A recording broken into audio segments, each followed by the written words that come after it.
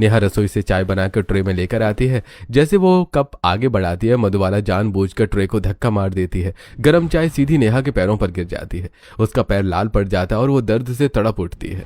क्यों री, आंखें फूट गई है क्या? दिखाई नहीं देता? एक चाय भी ढंग से नहीं पकड़ सकती? चाची गलती से। चुप, अब बैठकर मेरी चप्पल साफ कर, तेरी वजह से गंदी हो गई है। नेहा बिना कुछ बोले वहीं जमीन पर बैठ जाती है। वो अपने ही सूट के पल्लू से मधुबाला की चप्पल साफ करने लगती है। उसके पैरों में जलन हो रही होती है और आंखों से लगातार आंसू टपक रहे होते हैं, लेकिन मधुबाला के चेहरे पर जरा भी दया नहीं होती। दूसरी तरफ शहर के बड़े अस्पताल में कई घंटों की कठिन सर्जरी खत्म होती है। मोहन और वसुधा अपने केबिन में बैठकर चाय पी रहे होते हैं। दोनों के चेहरों पर संतोष होता है कि उन्होंने एक मरीज की जान बचा ली। चलो, अच्छा है कि हम अपना काम भी पूरी ईमानदारी से कर पा रहे हैं और हमारी बेटी भी वहां बहुत खुश है। बिल्कुल, हमें तो उसकी बिल्कुल चिंता नहीं रहती। अगर भैया और मधु उसका ध्यान नहीं रखते तो शायद हमें अपना काम भी छोड़ना पड़ता। दोनों इस बात से अनजान होते हैं कि उसी समय उनकी बेटी चुपचाप अपने आंसू पोंछ रही होती है। कुछ दिनों बाद मधुबाला की बेटी दिव्या को देखने लड़के वाले आते हैं। दोनों परिवार की बातचीत अच्छी होती है और रिश्ता पक्का हो जाता है, लेकिन किसी को यह नहीं पता होता कि दिव्या पहले से ही एक अमीर लड़के से प्यार करती है और उसी के साथ भागने की योजना बना चुकी होती है। शादी का दिन आ जाता है। पूरे घर में मेहमानों की भीड़ लगी होती है। बैंड बाजा बज रहा होता है। दूसरी तरफ नेहा अपने कमरे में तैयार होकर अपनी मम्मी पापा को फोन करती है। पापा मम्मी, आज तो आ जाइए ना, दिव्या की शादी है। बेटा रास्ते में ही थे, लेकिन अचानक एक इमरजेंसी सर्जरी आ गई, हमें वापस अस्पताल जाना पड़ रहा है। जी मम्मी। नेहा मायूस होकर फोन रख देती है। उसी समय घर में अफरा तफरी मच जाती है। अरे दुल्हन अपने कमरे में नहीं है। कुछ ही देर में पता चलता है कि दिव्या अपने प्रेमी के साथ घर छोड़कर भाग चुकी है। हाय, मेरी बेटी ने क्या कर दिया, मुझे लोगों के सामने कहीं का नहीं छोड़ा। अरे जल्दी सोचो, अगर शादी नहीं हुई तो हमारी इज्जत मिट्टी में मिल जाएगी। मधुबाला तुरंत नेहा के कमरे में पहुंचती है। नेहा, अब मंडप में तुझे बैठना पड़ेगा। क्या चाची, आप कैसी बातें कर रही हैं? मेरे मम्मी पापा भी यहाँ नहीं है, मैं ऐसे कैसे शादी कर सकती हूँ? उन्हें हम सब समझा देंगे, जितना कहा है उतना कर। महेंद्र तुरंत मोहन को फोन मिलाता है। मोहन स्पीकर पर होता है। भैया, हमने नेहा के लिए भी एक अच्छा लड़का देख रखा था। दोनों बेटियों की शादी आज एक साथ तय की थी, बस कुछ पैसों की जरूरत थी। लेकिन आज तो दिव्या की शादी थी ना? क्या आपको मुझ पर भरोसा नहीं है? जो लड़का मैंने देखा है वो नेहा के लिए बिल्कुल सही है। नहीं भैया, हमें आप पर पूरा भरोसा है। आपने जो फैसला किया होगा सोच समझ कर ही किया होगा। ये सारी बातें स्पीकर पर चल रही होती हैं। नेहा सब कुछ सुन रही होती है। उसकी आंखों से आंसू बहने लगते हैं। बिना मुझसे पूछे मेरी शादी तय कर दी और मम्मी पापा मेरी शादी में आने की जगह सिर्फ पैसे भेज रहे। शायद उन्हें मेरी नहीं सिर्फ पैसों की चिंता है। मधुबाला जबरदस्ती नेहा को दुल्हन का लहंगा पहनाती है और उसे मंडप में बिठा देती है। भारी मन से नेहा सारी रस्में निभाती है। कुछ ही देर बाद उसकी शादी राघव के साथ हो जाती है। जब उन्हें मेरी कोई परवाह नहीं तो अब मैं भी उनसे कोई उम्मीद नहीं रखूंगी। चाहे मेरी जिंदगी में कितना भी दुख या तकलीफ आ जाए, मैं उन्हें कभी कुछ नहीं बताऊंगी। शाम को नेहा पहली बार अपने ससुराल पहुंचती है। गृह प्रवेश की सारी रस्में होती हैं, लेकिन घर का माहौल पूरी तरह से खुश नहीं होता। सबके चेहरे पर इस बात का दुख साफ दिखाई देता है कि जिनके लिए रिश्ता तय हुआ था वो लड़की शादी करके नहीं आई। बेटा, तुम्हारी बहन तो शादी ही नहीं करना चाहती थी, आखिर वो भाग क्यों गई? मम्मी जी, उसे सरकारी परीक्षा की तैयारी करनी थी, शायद इसलिए। अरे ये सब बहाने हैं। तुम्हारे चाचा ने हमारे साथ धोखा किया है, हमें कुछ और दिखाया और शादी किसी और से करवा दी।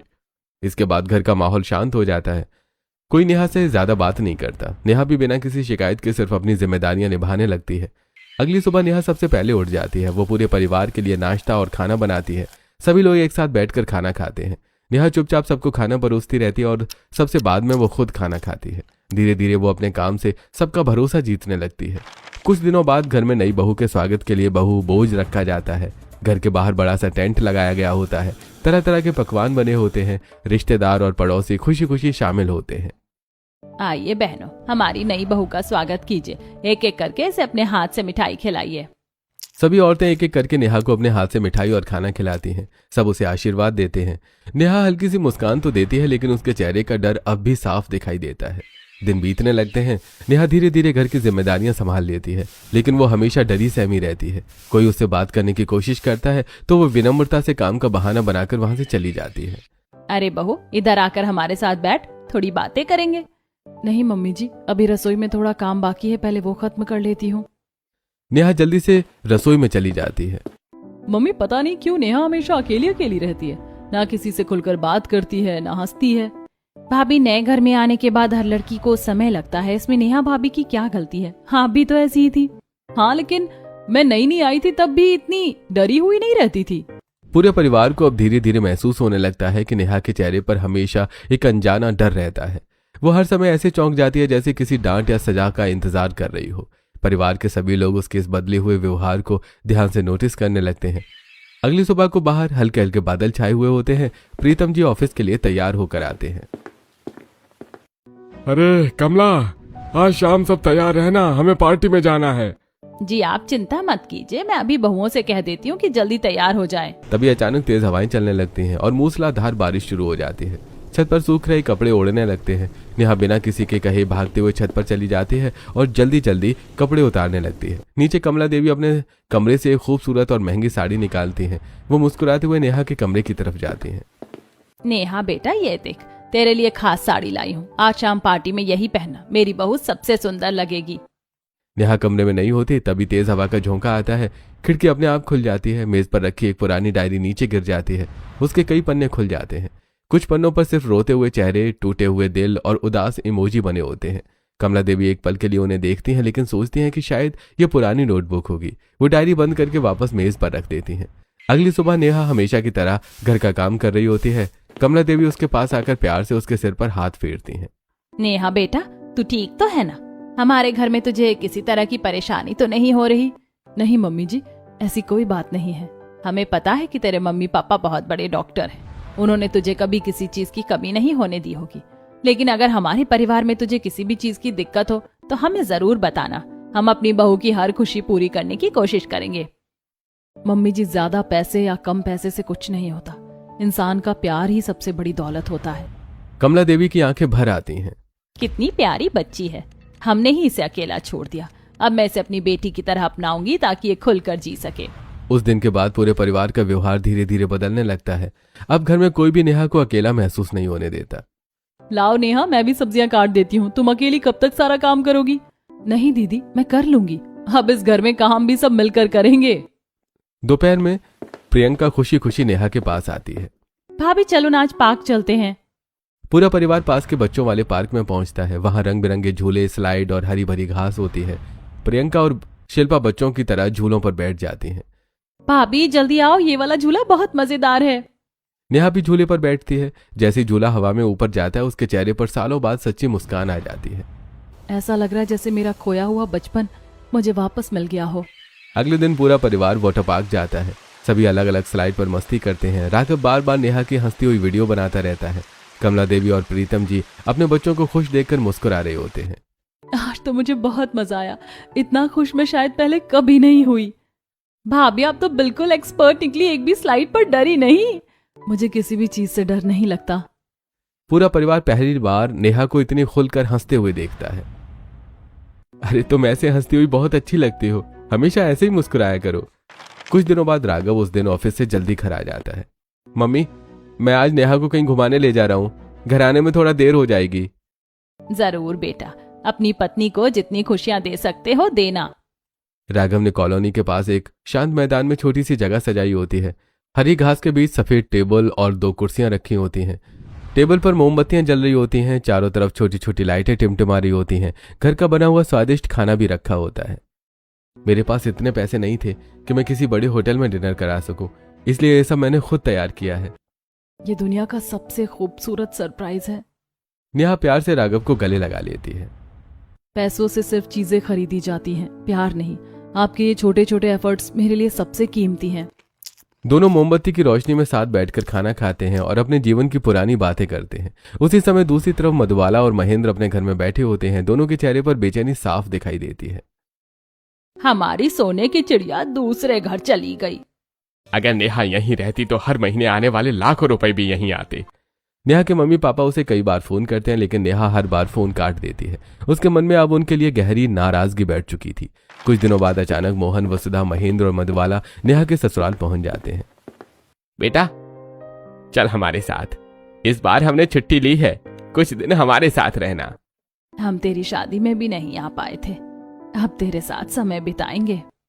नेहा अंदर ही अंदर गुस्से से भर जाती है, लेकिन कुछ नहीं कहती। कोई बात नहीं बेटा, अपने मायके होकर आजा। माँ बाप के साथ थोड़ा समय बिताना भी जरूरी होता है। शायद शादी के बाद इनके व्यवहार में भी बदलाव आ गया होगा। लेकिन मायके पहुंचते ही सब कुछ पहले जैसा हो जाता है। सुबह मोहन और वसुधा अस्पताल चले जाते हैं। उनके जाते ही मधुबाला और महेंद्र का असली चेहरा सामने आ जाता है। मधुबाला गर्म तवा छूने का बहाना बनाकर नेहा का हाथ जला देती हैं। महेंद्र उससे पूरे घर की सफाई करवाता है। पानी भरी भरी बाल्टियां एक जगह से दूसरी जगह उठवाते हैं। जानबूझकर उसे आराम नहीं करने देता। शाम तक नेहा के हाथों और पैरों पर कई चोटों के निशान बन जाते हैं। कुछ दिनों बाद नेहा वापस ससुराल लौटती है। जैसे ही कमला देवी उसकी कलाई पकड़ती है, उन्हें कई पुराने और नई चोटों के निशान दिखाई देते हैं। बेटा, ये क्या हुआ? तू यहाँ से तो बिल्कुल ठीक गई थी, इतने सारे निशान कैसे आ गए? कुछ नहीं मम्मी जी, मैं और मेरी बहन बारिश में भीग रहे थे, फिसल गए थे, बस उसी में चोट लग गई। कमला देवी बाहर से कुछ नहीं कहती, लेकिन उनके मन में शक और गहरा हो जाता है। नहीं, बात सिर्फ इतनी नहीं है। ये लोग आज भी मेरी बहू को तकलीफ दे रहे हैं। अब मैं खुद सच पता लगाऊंगी और इन्हें सिखा कर रहूंगी कि बेटी के साथ कैसा व्यवहार किया जाता है। उसी शाम घर में हल्की बारिश का मौसम होता है। सभी लोग अपने अपने काम में व्यस्त होते हैं। नेहा अपने कमरे में अकेली बैठी होती है। उसकी गोद में उसकी पुरानी डायरी खुली होती है। वो चुपचाप अपने आंसू पोंछते हुए उसमें कुछ लिख रही होती है। राघव अभी तक ऑफिस से वापस नहीं आया होता। मायके की इतनी तकलीफ शायद मेरे ससुराल वाले समझ रहे हैं, लेकिन पता नहीं क्यों मुझे अभी भी बहुत डर लगता है। मुझे उन लोगों से सबसे ज्यादा डर लगता है जो सामने कुछ और होते हैं और पीठ पीछे कुछ और बन जाते हैं। नेहा अपनी डायरीज में एक छोटी सी कविता लिखती है। हंसती हूं मैं सबके आगे, पर दिल हर पल रोता है। अपनों के दिए जख्मों का हर दर्द अंदर होता है। चेहरे पढ़ना सीख लिया है, फिर भी डर कम होता नहीं। जिसे अपना समझूं दिल से, उस पर अब विश्वास होता नहीं। तभी कमरे का दरवाजा खुलता है। राघव ऑफिस से लौट आता है। नेहा जल्दी से डायरी बंद करके तकिए के नीचे छुपा देती है। अरे क्या कर रही थी? सब ठीक तो है ना? मायके गई थी, वहां सब कैसा रहा? हाँ, सब ठीक था। आप बैठिए, मैं आपके लिए चाय लेकर आती हूँ। राघव महसूस कर लेता है कि नेहा कुछ छिपा रही है, लेकिन वो उस पर कोई दबाव नहीं डालता। आने वाले दिनों में पूरा परिवार नेहा के बदले हुए व्यवहार को और गहराई से समझने लगता है। एक सुबह नेहा के सिर में बहुत तेज दर्द होता है। वो काम करते करते अपना सिर पकड़कर बैठ जाती है। अरे बहू, क्या हुआ? मम्मी, मैं अभी दवा लेकर आता हूँ। पहले पानी पी लो नेहा। भाभी आज आप कोई काम नहीं करेंगी। पूरा परिवार उसकी छोटी सी तकलीफ को भी अपनी तकलीफ समझकर उसकी सेवा करने लगता है। नेहा पहली बार महसूस करती है कि कोई उसकी परवाह भी करता है। दूसरी तरफ मोहन और वसुधा कई दिनों से लगातार नेहा को फोन कर रहे होते हैं, लेकिन हर बार फोन बिना उठे ही कट जाता है। पता नहीं, शादी के बाद से नेहा हमसे ठीक से बात ही नहीं करती। उस दिन हम उसके घर भी गए थे, उसने हमसे एक ढंग की बात तक नहीं की। चलो एक बार फिर उसके ससुराल चलते हैं, शायद सामने बैठकर बात हो जाए। अगले दिन मोहन और वसुधा नेहा के ससुराल पहुंचते हैं। नेहा उन्हें देखकर भी दूरी बनाए रखती है। वो बार बार किसी न किसी काम का बहाना बनाकर वहां से चली जाती है। बेटा, अपने मम्मी पापा के पास बैठ जा, काम तो बाद में भी हो जाएगा। कौन से मम्मी पापा? पूरे घर में सन्नाटा छा जाता है। अपने चाचा चाची या अपने असली मम्मी पापा, जिन्होंने आज तक मेरी कभी परवाह ही नहीं की, वो मेरे मम्मी पापा कैसे हुए? वसुधा की आंखों से आंसू निकल आते हैं और मोहन भी कुछ नहीं बोल पाते। दोनों चुपचाप वहां से लौट जाते हैं। घर लौटते समय दोनों गाड़ी में बैठे होते हैं। पता नहीं हमारी बेटी हमसे इतनी नाराज क्यों है। कोई बात नहीं, शायद थोड़ा समय लगेगा। एक दिन वो खुद ही हमसे बात करेगी। उसी समय दूसरी तरफ महेंद्र और मधुबाला अपने घर में बैठे बातें कर रहे होते हैं। अब उसके मम्मी पापा पैसे नहीं भेज रहे हैं, उसे कुछ दिनों के लिए यहाँ बुला लो। जब आएगी तभी तो फिर पैसे मिलेंगे। बुला तो लूंगा, लेकिन लगता है कि अब उसके मम्मी पापा को थोड़ा बहुत शक होने लगा है। इस बार ज्यादा अत्याचार मत करना। पहले उसे आने तो दो। अगले दिन सीढ़ियों से उतरते समय नेहा का पैर फिसल जाता है। वो गिर पड़ती है। उसके पैर में मोच आ जाती है। आह, नेहा, जल्दी बर्फ लेकर आओ। पूरा परिवार उसे सहारा देकर कमरे में लिटाता है। कई दिनों तक उसे कोई भी काम नहीं करने देता। सब मिलकर उसकी देखभाल करते हैं। कुछ दिन बाद महेंद्र फोन करके नेहा को कुछ दिनों के लिए मायके बुला लेता है। वहां पहुंचते ही फिर वही पुराना व्यवहार शुरू हो जाता है। भैया, नेहा कुछ दिन हमारे पास आई है, सोचा इसे थोड़ा बाहर घुमा दें। अगर थोड़ा पैसा भेज देते तो अच्छा रहता। हाँ ठीक है भाई, अभी पैसे भेज देता हूँ। पैसे आते ही महेंद्र और मधुबाला फिर से नेहा पर अत्याचार शुरू कर देते हैं। उसे छोटी छोटी बातों पर डांटना, पूरे घर का काम करवाना और हर सुख सुविधा से दूर रखना फिर शुरू हो जाता है। इस बार नेहा को पहली बार अपने ससुराल की बहुत याद आने लगती है। पहले मुझे लगता था ससुराल सबसे मुश्किल जगह होगी, लेकिन अब लगता है मेरा असली घर तो वही है। कुछ दिनों बाद नेहा वापस अपने ससुराल लौट जाती है। घर पहुंचते ही कमला देवी मुस्कुराती हुए उसे अपने कमरे में बुलाती है। बेटा, जो नेकलेस मैंने तुझे दिया था, जरा एक बार मुझे वापस देना। जी मम्मी जी।